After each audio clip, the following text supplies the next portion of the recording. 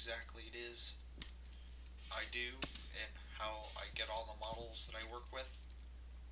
And this is the software I use. This is Blender. It's available at blender.org if any of you would like to join me. And I would quite frankly enjoy it if somebody did, because then I'd have somebody to work with. But yeah, this is what I use. And typically, this is one of the things I'd start with. I'd either start with a cube, or I have spheres, and cylinders. Basically what I do is I go in, oops, I can mess around with each and every little vertice. And, well, if you don't know what a vertice is, sorry, this is a vertice. This is an edge. That's a face. Typically, I work with vertices the most. I just find them to be simplest. Although I have to work with all three. But yeah, basically, I work with things like this. I can resize them. I decided that I'm going to make a quick little sword and just show you exactly what it is I do. I do things like smooth, although it's exactly the same, and this is a trick I do if I want to smooth. But, it's basically a setting. What I also could do is, to get the same effect at the price of eating all my RAM, I can go in, subdivide this about 20 times, and then hit smooth vertex about twice, and this is going to fry my computer. Yeah, see. And even then, that's still going to take a long time, so I'm not going to do that. But, yeah, basically, this is now an object. Anytime I'm in edit mode and I add an object, it is part of that object, so when I go back out, I move them together. Or I can go in, select it, or I can just add another object. Now they're two different objects, and I can join them together or not. But typically, depending on what I'm doing, I'll work on different things. Yeah, here I'll go ahead and make you guys a little sword.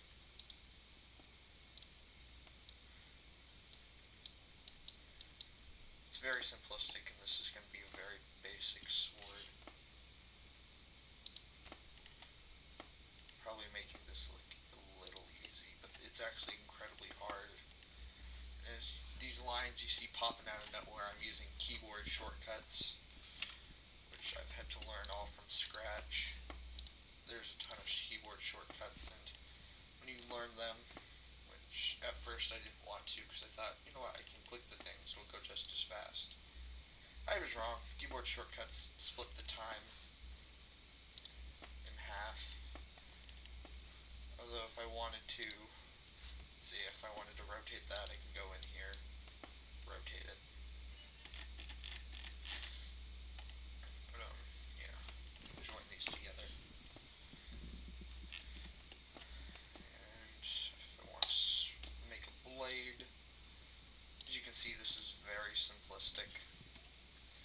A very simple sword.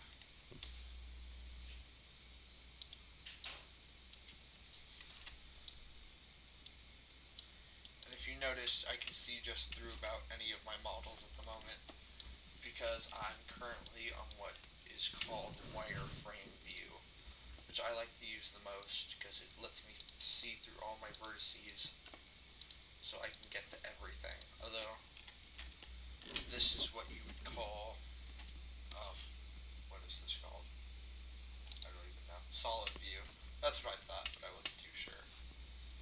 Yeah, this looks more like a dagger than a sword. Go in, make that nice and long. And yeah, you got a sword, but hey, you're probably thinking there's no edge. So this is what I do a lot of the times. If something's not long enough, wait, see, this is one of those times I have to use face instead of, or here I'll use edge.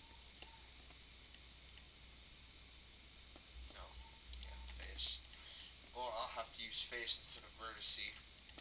So if I select all the edge vertices, since it's a square in the middle, as you can see, it wants to grab everything because I have these 4 vertices selected. If I go into face mode, it only grabs the faces I want. So we're going to put an edge on this blade. We're just going to extrude and size up. And though that didn't do what I wanted, usually I'll just go in and fix it all by hand. Time consuming, but well, not really time consuming. But that's how it's done. Very, I guess you can call this a tutorial. Though that looks like crud, I'm only demonstrating. Here, maybe I'll go in, slice that down. We're going to grab the outside of what's supposed to be the new sharp edge. And we're simply just going to make it nice and thin.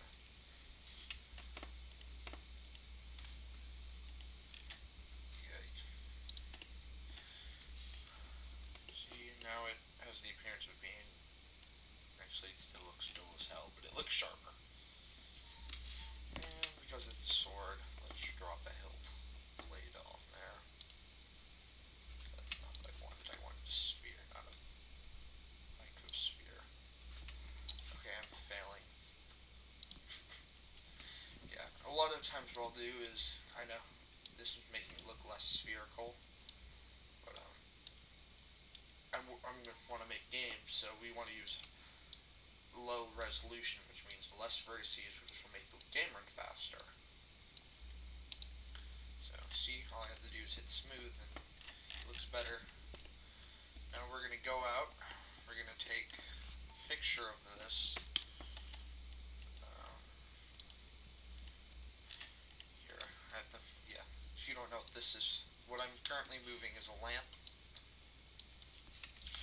For better lighting, I usually spend a few minutes on lighting, but not always. Depends. Sorry, I'm messing around with my thing here. There's my screen recording buttons in the way, so I'm going to render this out. And this is what you get. You get a sword.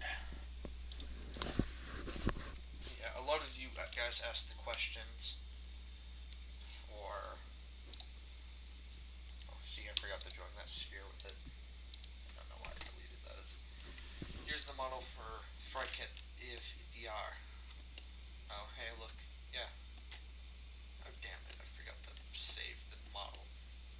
Or what I did with the sheath. I added rings to the sheath, but I forgot to save it. So this is the sword I was making, and a lot of you guys asked the question about. Not much progress has been made, except I added some gems to the eyes. But, yeah, this is an in-depth look at the entire blade. Yeah, and just so you guys understand how complex things really do get, here's what it looks like in vertice mode. This took me about 2 hours, I think. 2 hours of messing around and putting it together. And this was originally built in 4 different objects, which I combined. Oh, yeah. Those were grease marks I used to...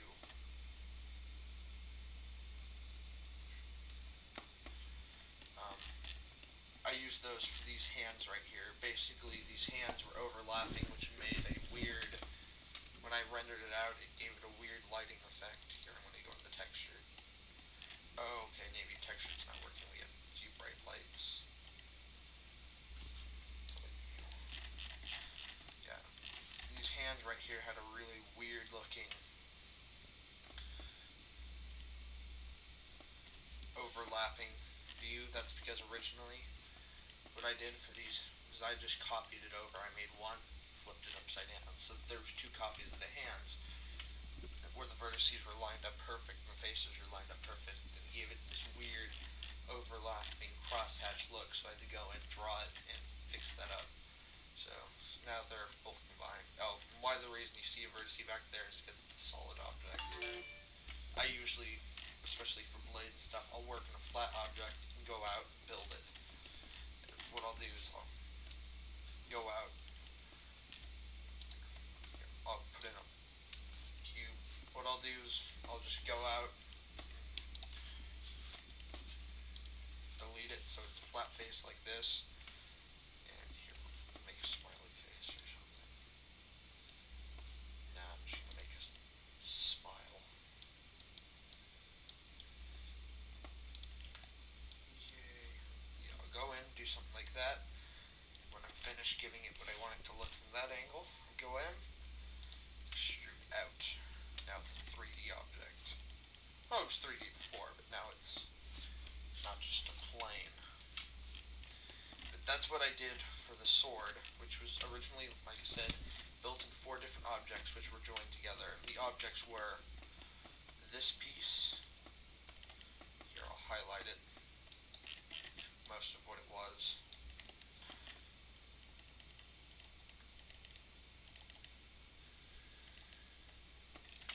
That piece right there. The entire blade. The blade. Obviously that part. The hilt, which included all of this down to here, and this piece right here. But I do a lot of concept art. Well, not a lot, but sometimes I'll do concept art.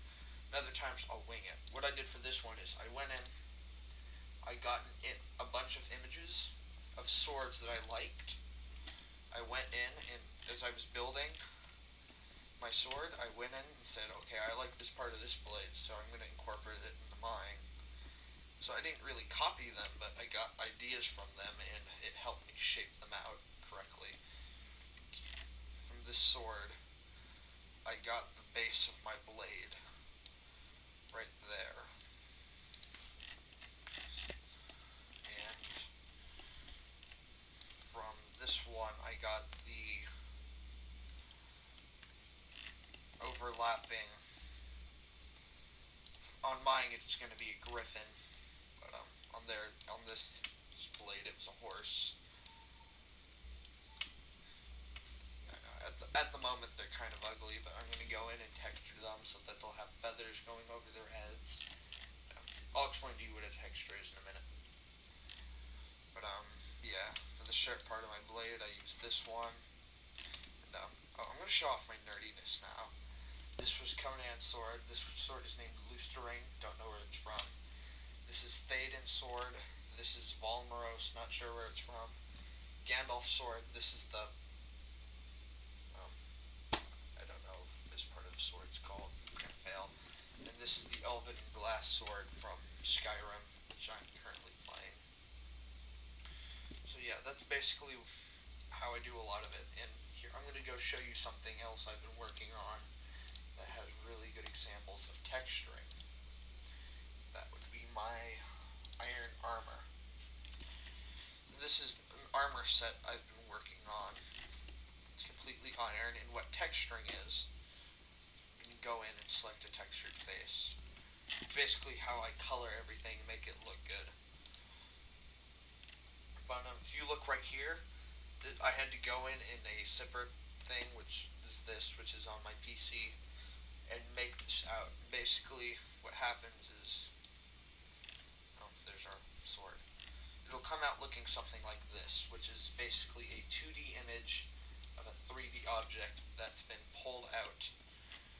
And then I will pull open. I want the chest plate. It's not working. Basically, I'll open up the image and it'll show me what it looks like.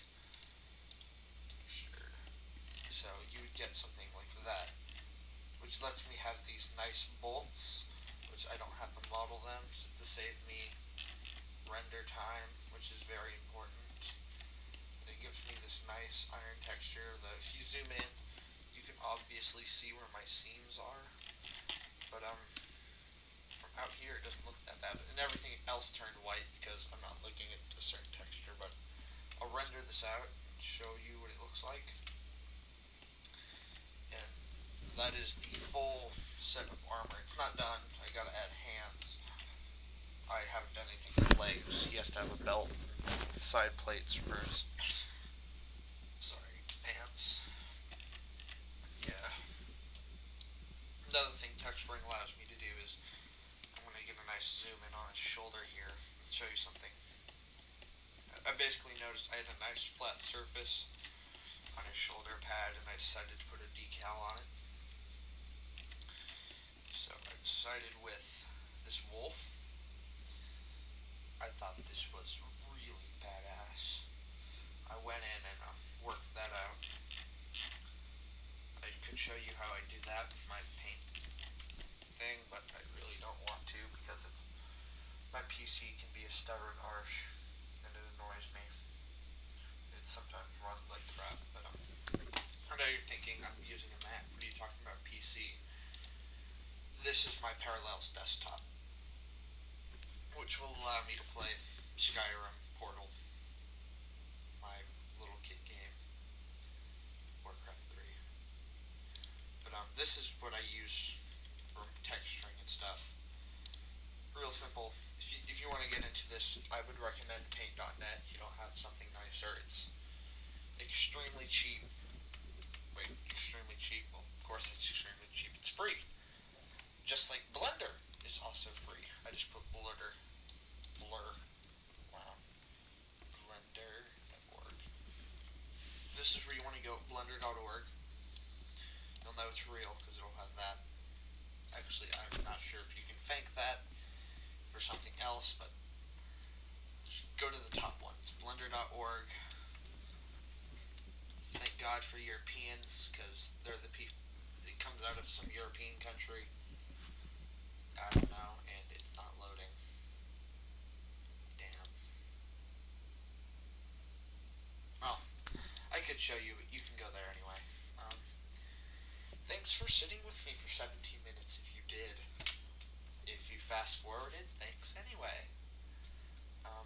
I made this gift solely for you guys so you can understand what I do and take in consideration how much of a pain in the ass it is to work on those models. And I don't know. Now maybe I'll spend another minute showing you some of the things I've worked on. Something I did the other day. Yeah, you're free to go.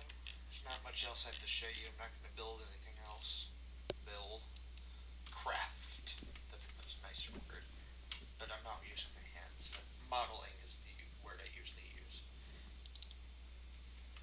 This is, for my gun enthusiast out there, this is an L96. That's at least what I've heard it been called. And he's thinking, why does it have this OD green color here and white out there? It's because, I'll show you. Up here we have bolts.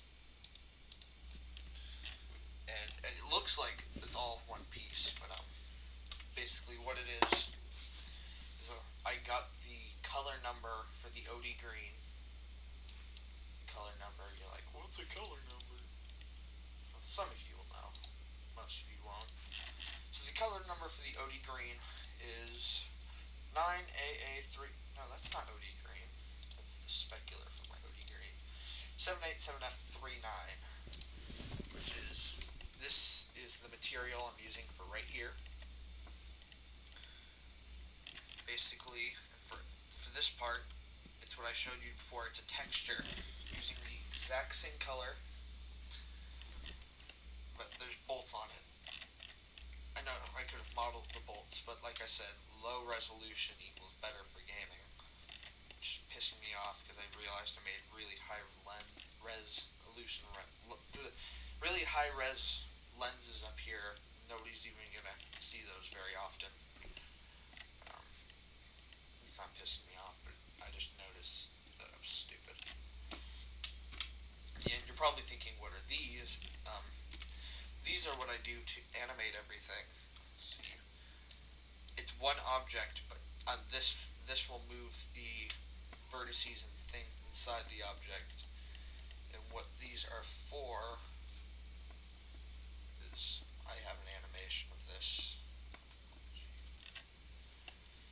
Basically, what I'll do is I'll render things. I'll go insert a keyframe,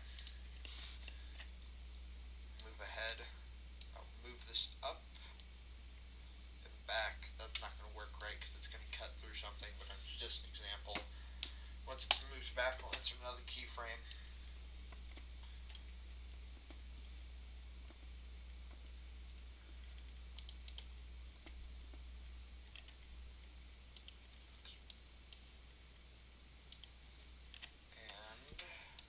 Sorry, I'm being stupid. See, now it's going to move back. I told you it wouldn't work right. That's basically how everything should do everything. I'm going to show you, yes, I have my own folder for the Castle Crashers because they're special. There are a lot of little models. Here, oops, is that video. Here's the setup for the video I did. Here's the Castle Crasher. And these guys, oh dear Lord above, they took forever. Many hours. It was very advanced for me. It's not very advanced overall because you can see not many bones. Yeah, I have to start from scratch with these guys. I don't download any models ever. I start everything I do from scratch, and I only use reference pictures. I have downloaded a material, but that's different. I downloaded like Glimmering Bronze because going through and making it myself is unneeded if I can get my own bronze color from the internet. I mean, even if I did master it, it's gonna come out with the same result, and all I will have learned is how to make it, which I can do. Even though I know how to make it, it takes a long time. So, but I still even rarely use that. Yeah, for this guy, like I did before on the L96, most of his helmet's one material, and you probably haven't thought about it, but this is not, his face isn't normally this big a cross on it. Oh no, this isn't gonna work. Wait, I have to go through a spot right here. I'm gonna render that out.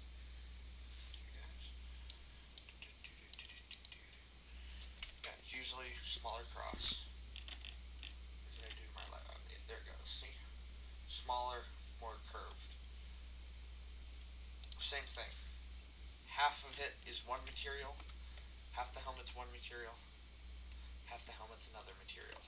Now see how he snapped back to edit view. Yeah. Steel type 1 is the red. For his face, we have another model. Same thing. Went through, got the color code for the red, and modeled it here. These things take forever to do, and I added this box. I just went, you know what, they need something to fight on. Originally, the box was just white. I went and added bricks later. Yeah, so